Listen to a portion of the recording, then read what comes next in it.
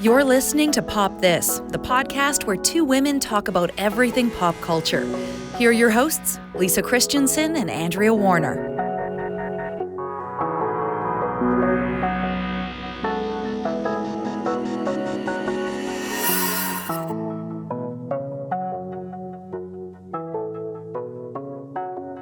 So I have this thing I do a lot of, and I don't know if I'm going to give it up in 2021 or just continue on. I don't know. But I have I put almost everything in the freezer. Anything that I think I might not eat soon, I just put in the freezer. Oh, okay. You're talking like organic material, not like batteries or something. Or film. No, I'm definitely like, okay. talking about food. I'm definitely... Do you ever revisit it, or does it just stay in your freezer? No, I often revisit it. Today, about a month ago, I put some potato chips in the freezer because I just wasn't getting. What? I know. I didn't even bother looking up. Why? Because I didn't feel like eating them, and I knew they would get stale. And I didn't, and I thought... They don't, you can, what? I've never heard of this. Well, it's not a thing. The reason you've never heard of it is because it's not a thing. I just did it. And today I was feeling peckish for something salty, and I took the potato chips out, and they were fine. And I This is wild to me, because this is actually the second time this week my friend Andrea Lowen, who has been on this podcast, said that she froze her Hawkins cheesies. Yes. And they are delicious, frozen. Yes. What? I had no idea. I've done that. She eats them frozen? Yeah. Apparently they're great. Lisa, you've had them. I have done this before, but generally there's usually no Hawkins left over for me to freeze, being that it is my snack food of choice. But yeah, anything that I have that I'm not going to finish right away, and I just don't want it to go bad. Hold on. I just want to keep talking about the chips for a second. Yeah. So you defrosted your chips. I didn't even defrost them, really. I just threw them onto a plate and ate them. And they were still crispy, and they still tasted exactly like they did when you left them. I don't know if exactly is the right word. How long were they in the freezer for? A month. And they had been opened, or were they sealed? Yeah, no, they'd been opened. And I didn't even bother like tightening or anything. I just kind of folded it and popped it in the freezer. Wow. Fascinating. Yeah. So, I mean... You might have invented something. There might be some amateurs out there who are all, I got a whole bunch of bananas in there. Yeah, so do I, right? Who doesn't have a lot of bananas in their freezer? That's normal. But when I go through there, the stuff, like, I am just putting in anything that I think I might eat another day. I've just put in the freezer. How do you keep track of everything? Do you have a labeling system? I do not. It is a lot of chaos, actually. Do you have like a deep dish freezer and a fridge freezer, or do you just? I have a freezer with 2 drawers on the bottom. Okay. So the fridge part's on the top. So I suppose it's kind of large. Yeah. And I have a lot of room. But and sometimes I need to go through. Sometimes I have to actually go through and wonder. But I have found out, like, honestly, like, if I don't finish my pita bread, putting that in the freezer is amazing. That I defrost in the microwave and then put that in the toaster. Mwah. Carlos freezes our butter. And yeah, I've done that too. Yeah. He uses that. I guess that's normal. I don't know. I don't freeze anything except like normal stuff because I'm not much of a... I just have like cook. Food that's conventionally made to be frozen in my freezer. Well. But now you're going to start experimenting because I know you love odd chips, AG, and like... Yeah, it's so true. Snag a bag of odd chips and you're like, I'm done with this flavor this week. That's you the might thing. want them in the future. That's the thing. But it seems like it would be like it would take up a lot of space for the amount of food that it is. I have no space in my freezer. Like none. Well, I hate when our freezer gets packed and you can't put anything else in it, and it comes to a point where you have to sort of organize the entire thing, like empty out everything, find out what's Sophie's choice. What's been there for 5 years or longer. They're practically weapons at a certain point too, right? Yeah. Like, I mean, I'm sure there's some, I've never read it, but there's some murder mystery where, you could kill somebody with the frozen pita bread, but if you left the bag out, it would be thawed, right? And nobody would consider that as a murder weapon. Well, there you go, Lisa. There's your next novel. Isn't that it's a character thing in a movie or a TV show about how the perfect murder weapon is an icicle because it just thaws? Isn't like what? That's good. There's one of those like riddles where the guy he's hanging? How did he hang himself? And he was standing on a block of ice. Oh yeah, but no, this is like a character quirk in a TV show, and the person's like, I don't want to hear again about how the perfect crime, and it'll come to me, but it's so funny, it makes me laugh. Because there's just like a pool of water or something, and nobody can figure out. Yeah, I think you're talking about the icicle thief.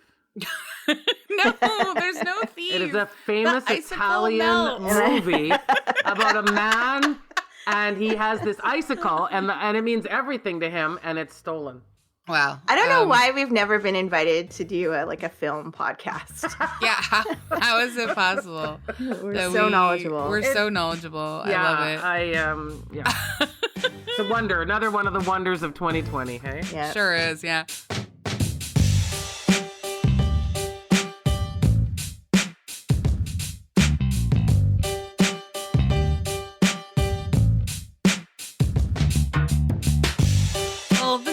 Like as good a moment as any to go into the episode. I'm Andrea Warner. I'm Lisa Christiansen. I'm Andrea Gin. And you're listening to Pop This. And for what it's worth, we're going to talk about 2020 in pop culture. Well, I mean, I do think it's good because there have been a couple things we've enjoyed, and actually quite a few things we've enjoyed. And it's such a weird year to try and make sense of in pop culture. And I'm not going to talk about anything like beyond trying to make sense of anything else, but trying to make sense of pop culture, and just like the things that the attention spans we didn't have, the zest for being awake that we didn't have. Like it's just these are Wow. things that like honestly, when you go through, when like we've all had to go through the year and think about it and think about the stuff that we like watched that resonated deeply enough to sort of rise above or distract us or what have you, like something we found comfort in or whatever. Like these are some pretty like significant picks, right? Like if they can stand out in a year like 2020, it's good stuff. I also think that because it was just a harsh year to deal with on all kinds of levels. Like I found myself just rewatching old things that I knew I'd like a lot, and just not having much of an appetite to experiment with something I wasn't sure about, because it's the worst when you commit even I don't know, it's just this year, but commit to like starting to watch a movie and like 30 minutes into it that you're just not going to be into this movie. And it's like, should I finish this movie? Should I bail? Should I, and it's just, you just know immediately that you're not in the mood for it. Weirdly, and I know you mentioned, just attention spans, but weirdly I found I don't know if it's because a series is only an hour or less per episode, but I felt I didn't watch very many movies, but I watched a lot of TV, especially, complete series, Yeah. Well, I mean, not a lot of movies came out this year. I mean, that's number one. We couldn't go to the theaters, so that's like a thing. Also, I just like, just thinking about Lisa, you used to tell me that you would give like something like a half hour, and if it didn't grab you, you'd be done. And I've adopted that this year. Yeah. So like, when I would sign up for film festivals I've signed up for different film festivals, like bought passes or whatever. And I would get like 20 or 30 minutes into a movie and I'd just be like, you know what? I hate this. Yeah. And yeah. I bailed, and that's like not something I would have done normally. But I just, I don't know if it's because time is precious or because my attention span is fleeting, but somewhere in the middle of those two beautiful sentiments, I found a threshold that I will not subject myself to crap. I think also I think a lot of us were watching either TV or reading books or listening to music to elicit a certain comfort in us, like a friend or something that made us feel okay. And if it veered into unsettling territory or, almost worse, boring. Like, honestly, every single day of my life is boring. I don't need to go through this boring thing again with someone else, right? Like, yeah. It had to hit, I think everyone, I would argue, had a sweet spot of what they needed at particular times. And you found what it was and you stuck with it. And if it was like me in Schitt's Creek, you just started on over again. You're like, yeah, that's fine. That's fine. I don't care. We'll just do this all over again. Well, and I think it's like when you're watching stuff at home, it's so easy to bail. Yeah. You just press stop. And it's not something that you can really do if you've committed to going to a movie theater. Totally. Like something has to be extremely bad for you to get up and walk out. And so I just think it's just like the way we're consuming things. It's just become a lot more easier to say, no, thank you.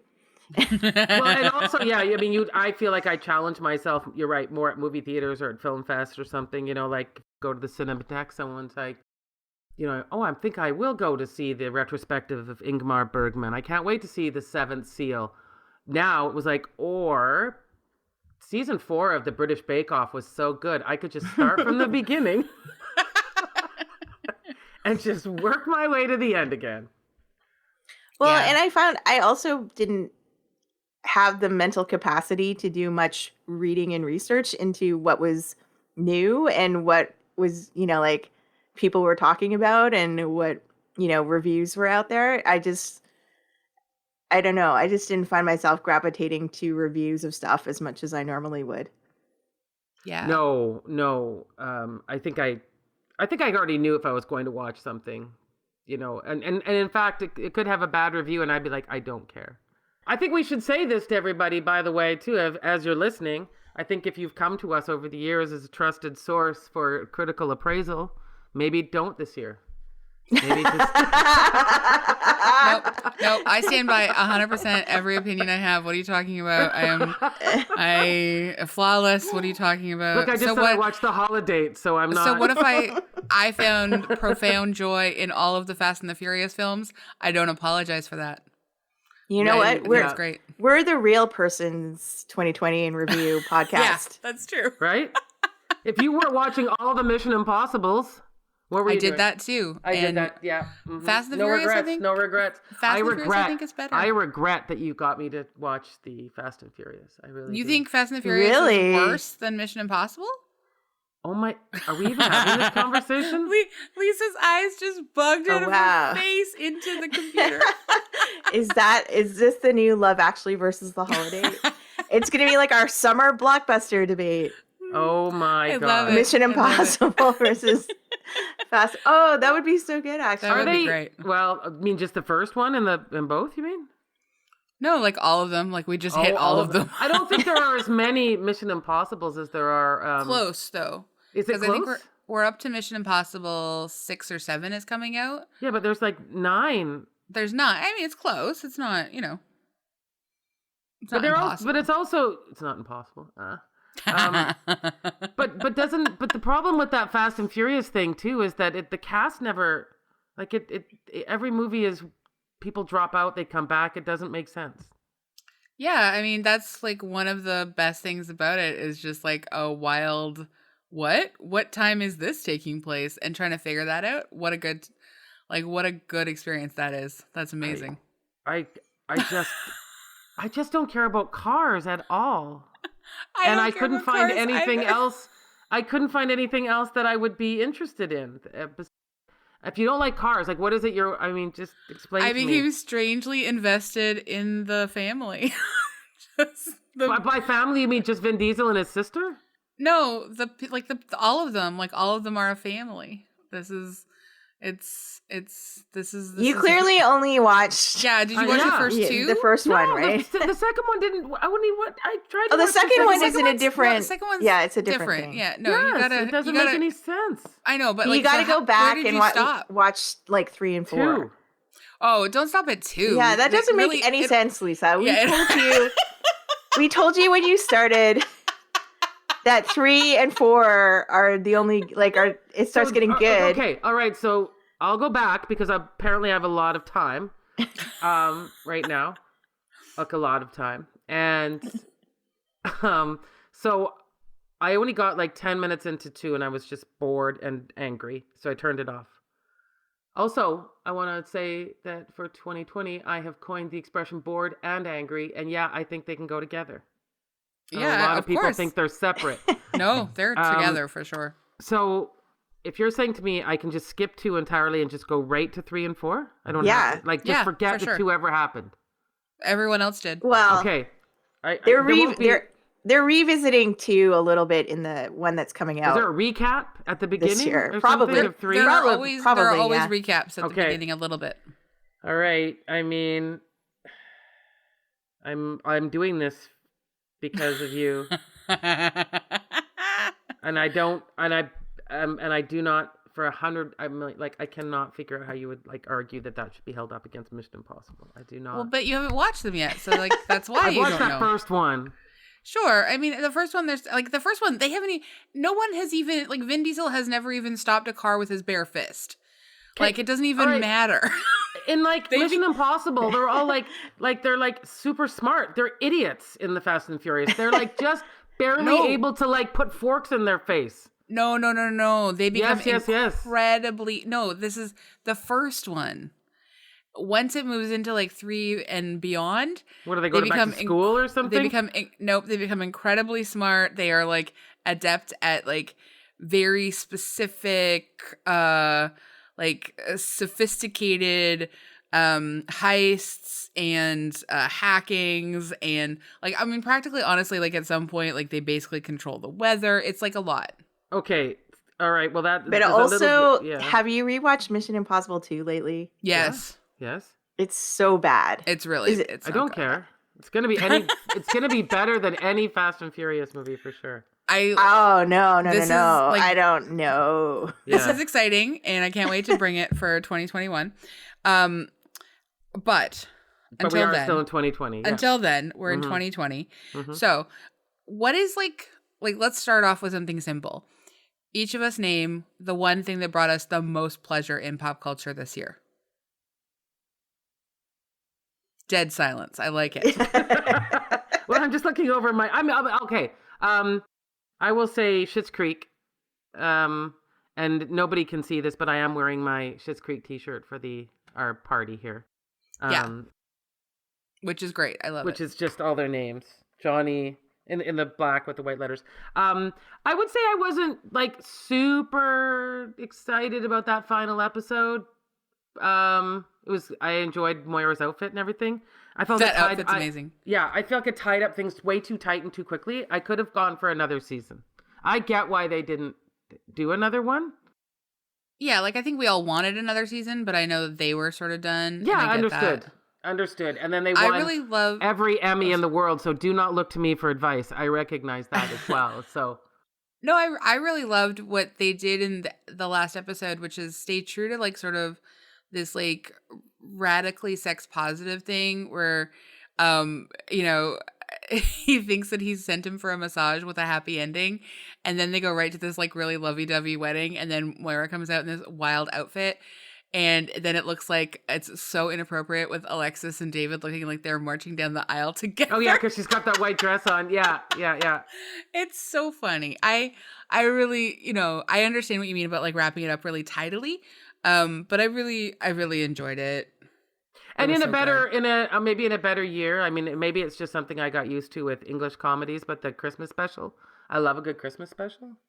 I missed the Christmas special. I wanted another Christmas special this year. Yeah, and I enjoyed theirs too. So, but I would say that on the overall, the most joy, because I just kept going back, and I found that it's rare to find something that brings me so much comfort and also brings me as much joy that show even exists, that it managed to do what it did, to make me laugh and to think and to like even cry. There were some super great moments also, that Patrick had the same IKEA bedding as me. And I felt like strangely reassured about my IKEA taste.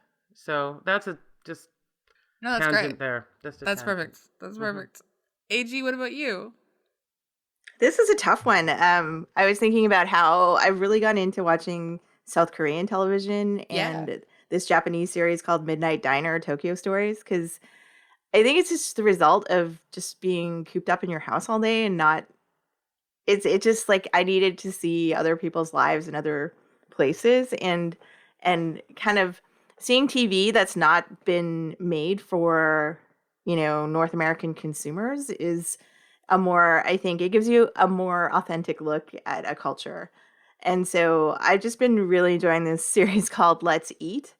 And it's just about it's a South Korean television series about just people. I've recommended it before, but for young people who just are desperate to find people to go out and eat with and try all these restaurants. That's basically the gist of the show. And is it nonfiction and there's a or murder. fiction? There's a murder subplot too. Okay, so fiction. Yeah. Okay, great. Just wanted to make sure. And then Midnight Diner, Tokyo Stories is about this. I've recommended it as well, but it's about this guy who runs a diner that is open from midnight to 7 in the Shinjuku district of Tokyo, and basically all the sort of quirky customers that come in the middle of the night. That's really nice. And that's fiction as well. It's not like documentary. Okay. Yeah. I like the sounds of both of those, and I do want to watch them. Those are going. I've got another separate list that I've formed at the bottom of my list of things from 2020 that I'm going to watch finally in 2021 because I just haven't made the time this year or whatever. Yeah, I mean, it's nice to have that perspective shift where you're like, oh, this wasn't TV that was made for me. Yeah. Yeah.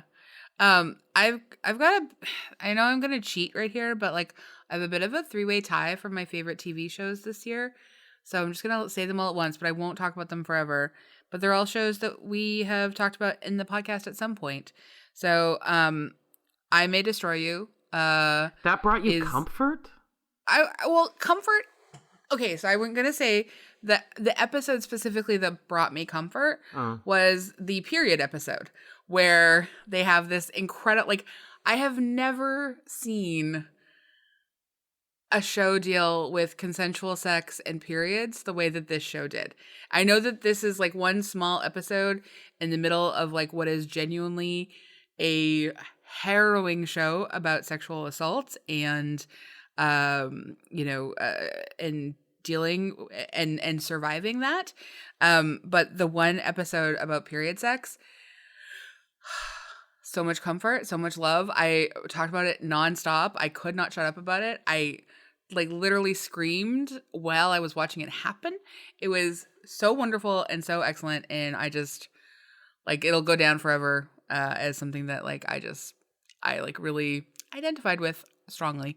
And it made me happy. Insecure, which I know it was also a really rough season, but I love a show that has focused so strenuously on romantic relationships. And we did a lot with Molly and Issa in the first season, but it's been 6 seasons or 5 seasons since then. And so to see them really sort of deal with a potential friendship breakup after they've been such strong best friends for the whole series. I just really loved what they did. I thought the season was so brilliant and beautiful. And then Never Have I Ever. That show gave me so much happiness. I love that show. Again, I know it's a sad show on a lot of levels, but it's also a really funny show. It's a really smart show. And again, stories that I hadn't seen before, and stories that I at least could partially identify with from when I was a teenage girl. It felt very cathartic. There's probably a very good reason, all 3 of these shows as to in combination with this year as to why I finally felt ready for pursuing therapy. This all folds together pretty nicely because it's been a big year of spending a lot of time with myself, and it's been that's both an interesting time and also ultimately a really good time. So yeah, all my choices are about sadness and discovery and laughter. But they are all great shows. Yeah, I mean, wouldn't you could almost say all the shows we suggested are in that theme kind of. Totally. Can I add one non-television movie thing? Oh yeah, that brought me a lot of comfort this year. Yeah, was the trend of 2-piece tie-dye sweatsuits. being popular because I got one of my own. I noticed Mindy Kaling tweeted about hers the other day. She's like, I hope this is one thing we don't Where leave did you find behind it? in 2020. I ordered it on the internet from this place in New York. But the return of the sort of top and bottom matching sweatsuit. Oh, wow. That was amazing to me because I never would have seen that coming as a trend. I did not. And it felt great. It feels great to wear it. But do you wear it out anywhere? I haven't been that daring, but I have seen people wearing it out, like in restaurants and stuff. And apparently it's a huge trend. But I just grew up in a time where it's just not, like you don't wear sweatsuits out in public. No. Much less like these are meant to be very baggy. They're like matching. They're really, committing to the sweatsuit look. And I just haven't been bold enough to wear it out yet, but I wear it at home all the time. Like I went out to do some Christmas shopping and I'm looking at clothes, but I feel like I'm looking at a museum of things that were before times or something. So I'm looking at coats and I need a coat. Like, I don't need a coat. I've got a coat. Do I need a new coat? Like, no one even sees this coat. Like, and then I wonder, honestly, this seems like a strange thing to say too, but I wonder if anyone's even looking at each other anymore. Like when you're out, are you like, I used to like, I still follow a lot of street fashion accounts on Instagram. I love that, it's just something, street photographers. I love the way people, dress right. It's not like I don't like runway fashion or shows or something, but I really love street fashion. And now I'm like, where are you people going? Like, why did you wear that? And so I'm with you on the sweatshirt because I don't know. I want a camel coat more than anything this year. And I'm like, why do I want one of these? Totally. I watch a lot of people's mask game. So I'm really like checking out masks everywhere. I also have very much embraced, and this is more of like a 2019 trend that I also feel like I ended up picking up from you, AG, is just sort of like really embracing the sack dress. And so that's my signature. Your signature. So this year I got super into this like sweater, like sweatsuit material sack dress with a front pouch pocket. Wow, I love that. I love that look. Yeah. Love it so much. It's so great. It's my favorite thing I own. And that's brought me a lot of comfort. I had one of those like Mary Mecco patterns dresses in the summer that had that with kind of very boxy. I felt like a potter on a Gulf island when I walked around in that. And pockets in the side, That's really nice. We talked a little bit about movies, but and I know that there weren't that many movies this year, but what about does anyone have at least one movie that they really loved? I honestly, I am usually a person who sees a lot of movies and I love movies, and looking through the list of movies that are on people's top 100 lists or whatever this year, 95% of them I haven't seen, and the ones that I have seen, I would be like, that was okay. I didn't love it. I'm not gonna, I don't know. I wasn't moved by it or anything like that. And so I was finding it really, myself to be in a really surprising place of just not really knowing anything about the movies of 2020. I did see one earlier this year called Sorry We Missed You by Ken Loach. He's a British director. Oh, yes, and yeah. It's not a happy movie. It's about the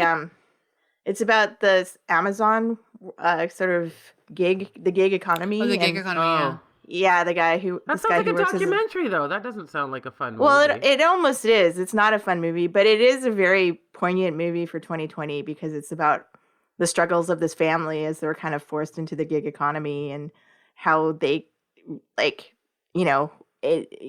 for people who used to have jobs, like union jobs, where there would be benefits and, time off and stuff like that, they no longer have that or any kind of security. And it was just kind of a hard look at what it means to be a gig economy worker. And it was very sad. And it's a depressing movie, to think about what our economy is headed towards if it's more kind of gig jobs like this where people don't have any security.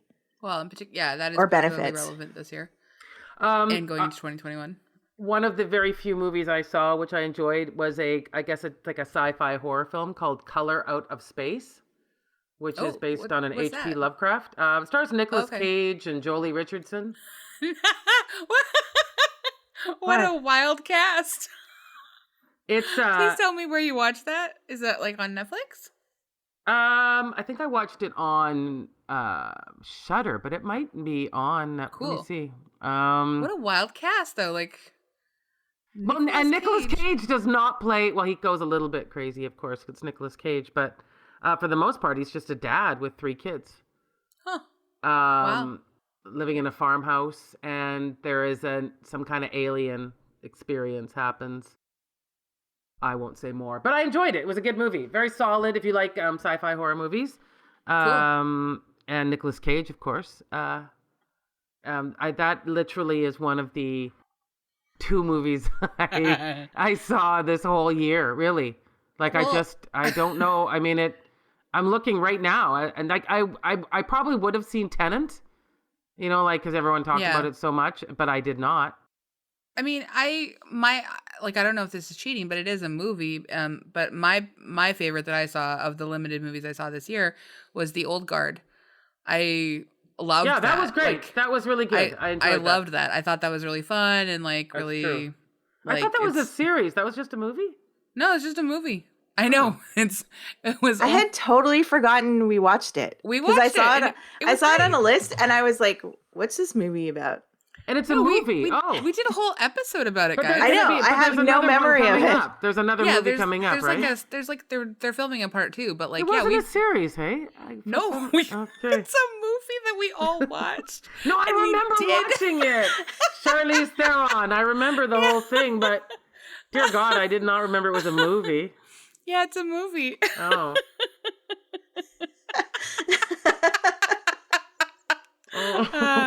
Yeah. Oops. Okay. This year. Wow. I also saw this movie on Netflix called Dick Johnson is Dead, and it's done by Kristen Johnson, who did Camera Person.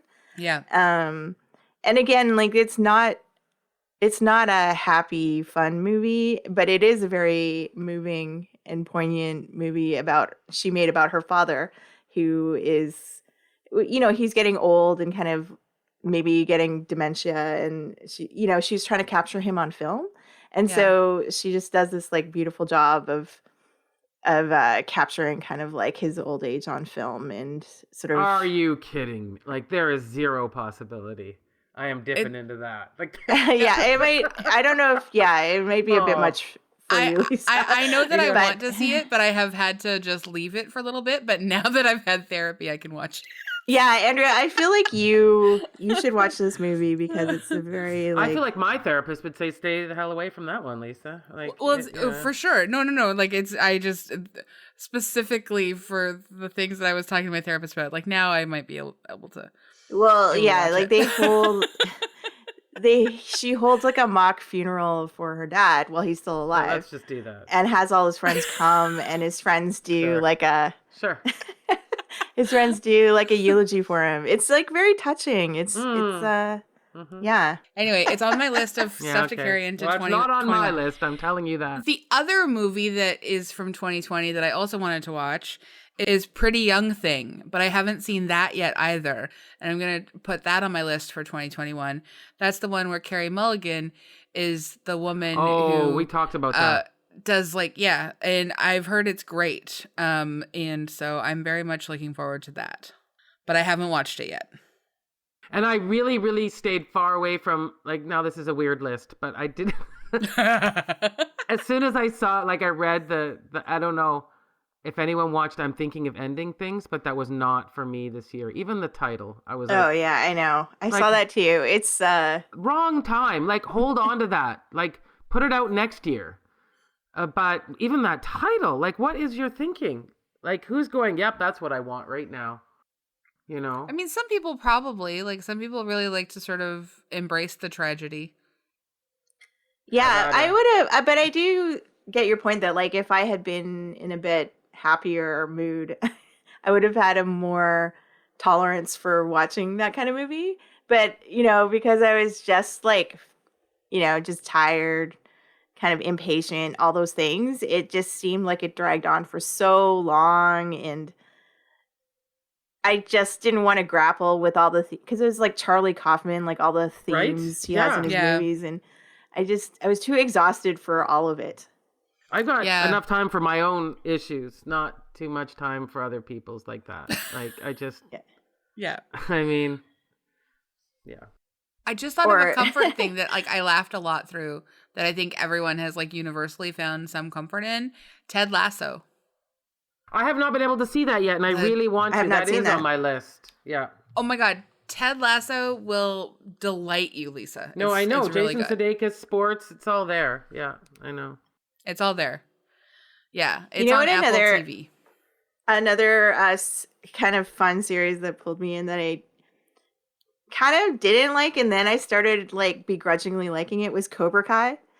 Oh, Oh, I yeah. heard that. Yeah. It's the Karate Kid sort Yeah, of yeah. reboot, and it has Ralph Macchio in it and the guy who plays Johnny Lawrence. You were mad And at it at first. I was mad at it because it makes you sympathize with Johnny Lawrence's character. Like, it recenters the series to be about But a few years Johnny. ago, I saw a spoof, cut like one of those spoof trailers, where they're like, "Who's the real baddie in this?" And it made a very good case that Ralph Macchio was the bad guy. Yeah, and I just didn't really like confronting that because I was when all the facts were laid out in front Yeah. of me. That's pretty persuasive. because I'm like I'm convinced. I grew up convinced that he was a bad person, and just having to rethink that in Cobra Kai has not been an easy journey. And But look what you did with yourself this year. I know. I'm proud. But I of guess you. I've grown And enough you as a have. person over You've the grown. series to Well, realize that Ralph Macchio might not necessarily be the greatest person or have sort of Wow. grown into the greatest person. And Johnny has problems, and that was like the root of maybe his mistreatment of others. And maybe I shouldn't be so harsh in judging him. wow. Well, I mean, like if we want to, I mean, this is not the same at all, but like, you know how I got really just sucked into you. I oh, am God. so excited Was about that the this next year? season. Yeah, I'm so It excited was? about the next season. Oh, 'Cause I- wait, maybe I only watched it late last year when I was. No, When I did we watched do it earlier this? this year when I was sick. So, and you guys did you without me because I was sick in the beginning of this year. Because Because I did both seasons right after each other, and I love them so much. Oh, God. I know. It's just It's awful. It's tawdry, It's but I awful. love it. Yeah, Yeah. no, that's You hated it, AG, right? Yeah. Yeah. I refuse. I will never watch another episode of that show, even if they have 100 more seasons.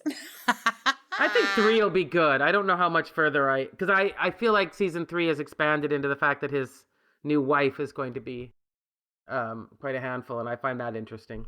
Yeah, I like that too. Lovecraft Country, we all really enjoyed. Yes, we did. It was difficult and ambitious and weird and all kinds of things. We all also enjoyed The Queen's Gambit, which, I mean, even if you didn't really love it, I still think we should all be very happy with the fact that by the end of 2020, we were all super jazzed about a young chess prodigy, a woman in the 1950s. Like, if you had told me at the beginning of the pandemic, by the way, at the end, the most successful Netflix series, which it is now, will be The Queen's Gambit, about a young girl who learns to play chess, I would have gone, that is the most outrageous thing you've ever said. Like, I don't know who this person is saying it to me, but I just never would have seen that coming. This imaginary foe that's just like, Yeah, look, just coming at me with weird theories for the Ghost year. of but Christmas it future. just doesn't make sense. I love just even kind of trying to envision the pitch for that movie. Like everything, like for that series. Yeah. She's a young girl and she plays chess. And what Well- else happens? Well, there's a few other things, but mostly we're just going to watch a lot of chess. Yeah, I can see like they're like, okay, well, but is she beautiful? Yeah, she's beautiful. But we're gonna really focus on the chess and the outfits and the set dressing. It still shouldn't have been the big sell that it still should not, in my mind, have ever been as successful as But it I was. mean, it did take like 30 years for it to get made. Yeah. Yes. You're right. It's not an overnight success. No, it's not. It's not. It's just that it impresses me that it ever happened. What about, like, I mean, you know, I've got some music on my list. What about any of you? Do you have some music on your list? Yes, I would say that I thought one of the more exciting developments of this year, as a big fan of disco, was how many great albums came out that strictly, like, Kylie Minogue called her album disco. Yeah, there's so many discos. Jessie Ware's album, disco. Yeah. I hope I'm saying her name correctly. Roisin Murphy, the Irish singer. Yeah. Roisin, disco album. I think almost everything I was listening to, even like the song I just really felt like was my 2020 anthem was Rain on Me, with Lady Gaga and Ariana Grande. And I was just like, it was just everything. It was like the perfect sort of, I'd rather be dry, but at least I'm alive. It was like, I'm here. I don't know what's going to happen. But the weirdest thing about this year, and so many artists, I mean, I guess they were just all wanting to make disco albums and you had to release them this year, is that there's nowhere to go. Like, you couldn't actually dance. I mean, at home maybe. You could dance in your apartment. But it just struck me as the weirdest coincidence that everybody was on this, for pop music anyway, on this sort of disco trajectory. And the one time we could not actually experience the music the way it's supposed to, yet it lifted our spirits. Yeah, it was super, super, the disco trend was super fun. I was super into music where, like, Spanish, lyrics that were Spanish or in, like, any other language that was not English. Like, I felt like I was taken to these really cool places, like Lido Pimienta's Miss Colombia. I love that album. Oh my God. So it's such a beautiful album. And then hearing, just like feeling like we're taken back to Colombia with her, and that she's like exploring all of these incredible sounds and like these regions. And I just love it so much. And she's doing so much work on that record. Plus, like, the collaborators that she has, like, I just love them so much. And then, Ocan, is a, Afro-Cuban, band in Toronto that, came to Toronto, I don't know, 5 or 10 years ago. And they're, a married couple, and they, like, Marguerite and Elizabeth, I believe. And they just make beautiful, beautiful music together. And this is their second record. They were nominated for a Juno for the first one. Their new record is called Esperal. And it's like Afro-Cuban Latin jazz. And it's so cool. And there's just like the beautiful singing and all of this instrumentation. And they're just such talented composers. And then Luke Halla. I don't know if you guys have had a chance to check. I know I recommended her a few weeks ago, or maybe even last week, but I just love her work so much. It's just like a completely, this is one where I do understand all the lyrics because she is singing in English, and I am one of those like people who only speaks English. So I'm understanding all the lyrics, and and I think like her phrasing is so interesting. Her voice is so incredible. I just love it. So there's been some like really extraordinary music in my mind this year, which is nice because I have needed it. Like, I burst into tears watching a old live show the other night because there was like a clap along at the end of the show. And I was just, again, at this point it had been day 2 of my period, but suddenly I'm weeping watching people clap. And Carlos is like, "Are you okay?" I'm like, "Yeah, it's just been so long since I've been at a show." And it was just like, "Yep, all right, this is what I am now." I also want to say another album I very much was excited about this year, Backwash, winning the the Polaris Prize. Yes, yeah. So good. God has nothing to do with this. Leave him out of it. You know, as the only metal fan on this podcast, which, I mean, to be fair, there aren't that many of us. So This just happens to be one on here. I mean, it wasn't all. I mean, I would call Backwash mostly. I would say she's a rapper, but there were so many elements of metal in this album. She ended up finding her album on so many metal best of the year, and I found that truly exciting because I also think there's a side of metal that sometimes might not seem so embracing. To different ideas and for sure different ways of envisioning hard music. But I thought that the fact that everyone understood it to have that same charge to it, which is why people who like metal like it. Yeah. So I felt like that was a great accomplishment this year. Actually, Lisa, do you know about Divide and Dissolve? No. Oh, they're a super cool band out of Australia, and they do like doom instrumental. They're super political. They're very, very, very cool. And I was just thinking because Backwash has that like doom horrorcore metal rap thing going on. This Divide and Dissolve are like doom instrumental, and how are they political if they're instrumental? How do you just know they are personally are? They write, or to be fair, maybe sometimes they do have lyrics. I've only listened to instrumentals, but all of the things that they write about their songs and all of their like all of their bios about like who they are as artists are all deeply rooted in like activism and social justice and equity. Yeah. I also really like the Pantayo. Oh my god, so good! Yeah, so good. Album, the like self-described lo-fi R&B gong punk. Oh, it's great. I just feel like that is a descriptor. I just feel like they're making a new sound. They are, and I am so appreciative of people who do that. Who are trying to forge their own way and do their own instrument, like introduce instruments that people haven't heard before, and just creating their own thing. And I think that's just, it's so visionary and so brave. And I love this album so much. Yeah. And like nothing on it sounds like the track before it, which I love. Like they're working, Kulintang, it's, oh my God, it's so cool. I also really love Orville Peck's Show Pony. Oh, yes. Such a good record. Yeah, and that was one of the concerts I did, the virtual concert too. Oh yeah, that's and I've awesome. got the signed picture. I got if you got the extra, I got the signed poster on my wall. Oh, that's so great. That's so great. Oh God. Yeah, and the duet he did with Shania Twain was. Oh my God. Come on. They did highlight across the board. Like if you watch that music video, it's like filmed at a drive-in. It's so perfect.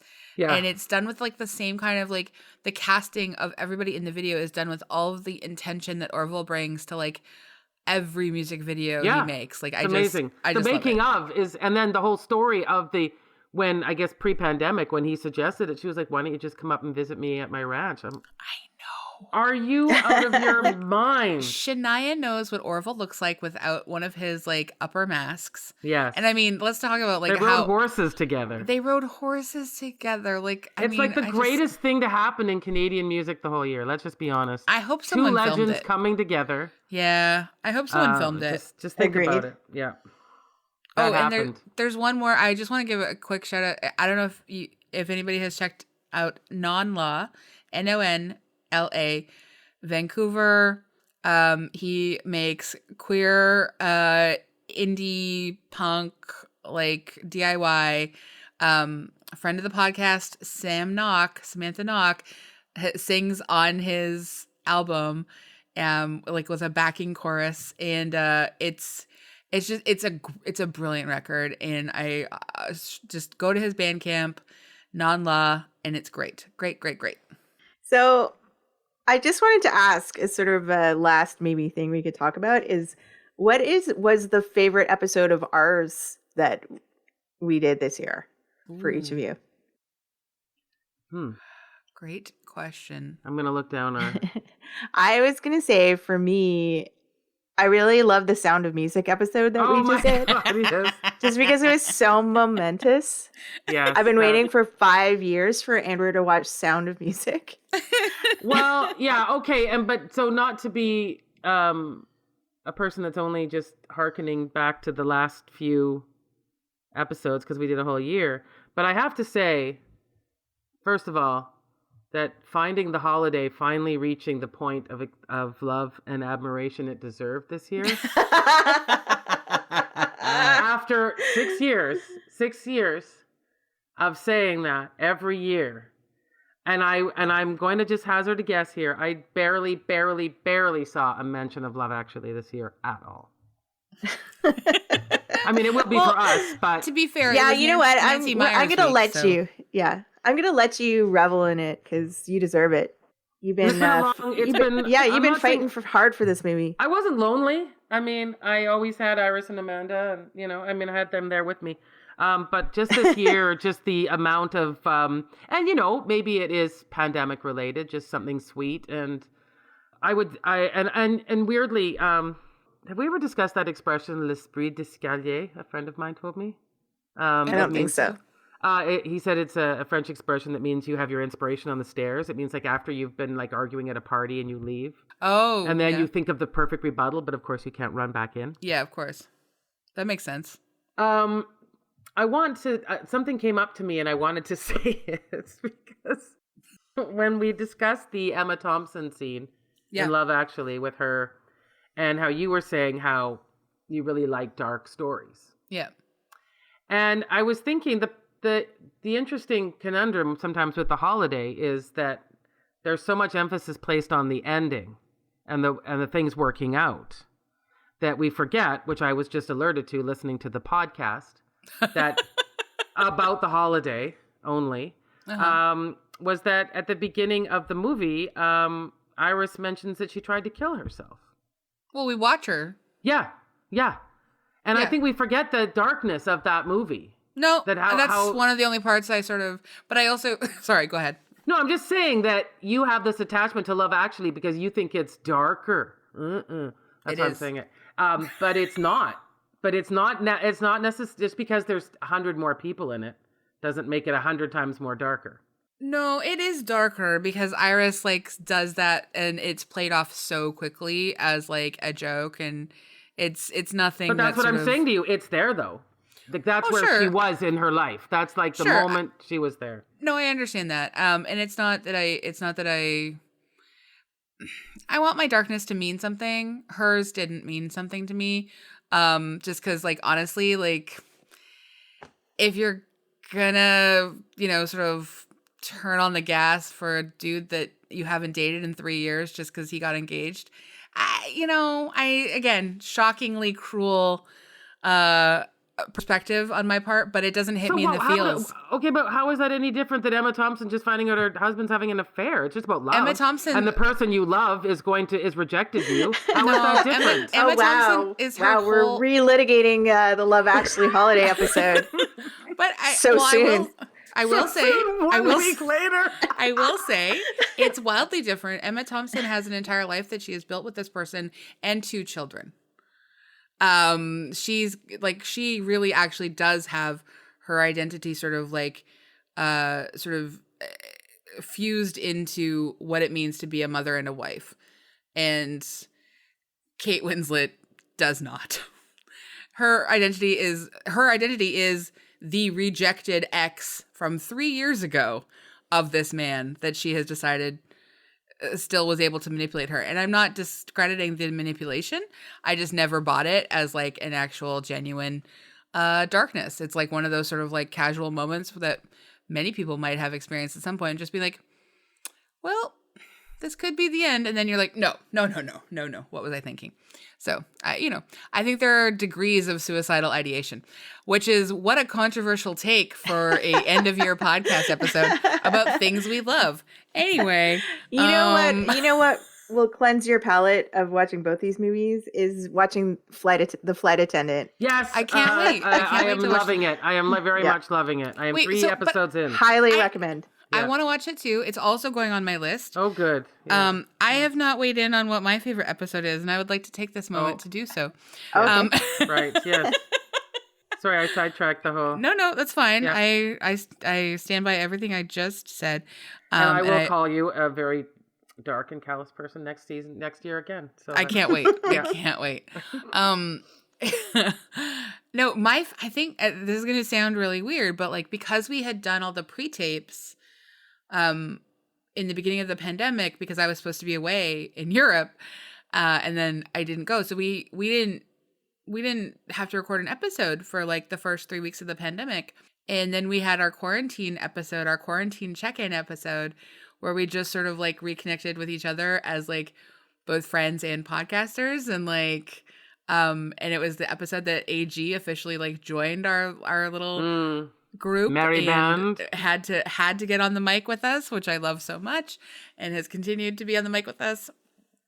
And so like, trying to just like have a few moments of genuine pleasure in this, at that point we had no idea what the rest of the year would entail and how many other things would go, just be so grievously awful, with, the murder of George Floyd and the everything that has gone on around anti-Black violence and then anti-Indigenous violence and the Black Lives Matter movement sort of like coming up globally. Like it was a very innocent time, even though it was a very hard time for us in that like first come together episode. And it was so nice to be back with you two and like record again and like just try and figure out how to like weirdly face it together in this small way every week. So I don't know. I have like a lot of fondness for that quarantine check-in. That's very nice. That's very nice. I thought you were going to say the net. The net. Oh my God. I forgot I even watched that. What a travesty of a movie that is. Anyway. I feel like it's going to become revisited too, though, that this year, right? We saw people liking for it. Sure. Yeah. Well, I feel like with our group, small group, it will become a cult classic. Just because it is spectacularly the most funniest, like most like I don't even have a word to describe it. But we could do a month of Sandra Bullock movies though, and they would be so over the map. Like so over honestly. the map. But I mean, that's like it shocked me. This other podcast that I listen to a lot and have found a lot of pleasure in this year, Who Weekly, they are huge fans of the Net. And I'm just like, this must be... like in a cult classic kind of way. Like, I they know. love it. It's weird. Anyway.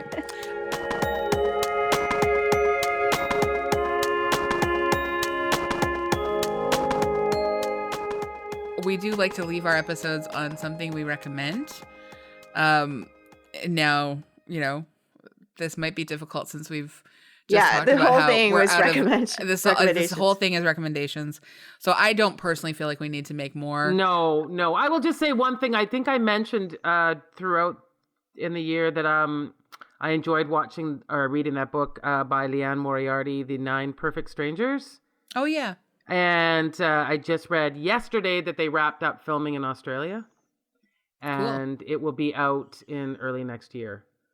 So if you haven't been able to get enough Nicole Kidman, David Kelly productions, which it seems we all watch, there's another one coming up, everyone. Who knew? Yeah. All right. Well, this has been super fun. Thank you so much, everyone, for listening. Thank you for joining us, making us part of your lives this year. If you're catching up on this episode in mid-2021, fingers crossed, man. I hope that the beginning of the next year is better than the previous one. And if you'd like to hang out with us on Instagram, on Facebook, on Twitter, we're there. You can email us at popthiscollective@gmail.com, and you could rate and review us 5 stars. 5 stars always. And wow, what a year. Thanks to Andrea Gin, as you pointed out, joining us every week and producing and watching all of these sometimes quite awful movies to be involved in the conversations that we have. So lots to be grateful for this year. Maybe the net made it movies, all. though. You know what I mean? The net made it all worthwhile for me. Exactly. Happy New Year, everyone. Thank you both for being such wonderful people to work with. Aw. Well, we're very Love lucky. seeing you every week. I mean, you edit out all the major fighting, so that's what's, No, she keeps all the I'm major keeping fighting. it. She keeps know, all the I major know. fighting. Yeah. She's just like, all right, well, let's Her take out favorite any warm and fuzzy stuff. Yeah, we don't need that. Yeah, but you really do double the work of us. So thanks, AG. Thank you. And Happy New Year, everyone. Yeah, Happy New Year, everyone. Here's to 2021. Woo, I guess, maybe. Still knocking on wood. Yes.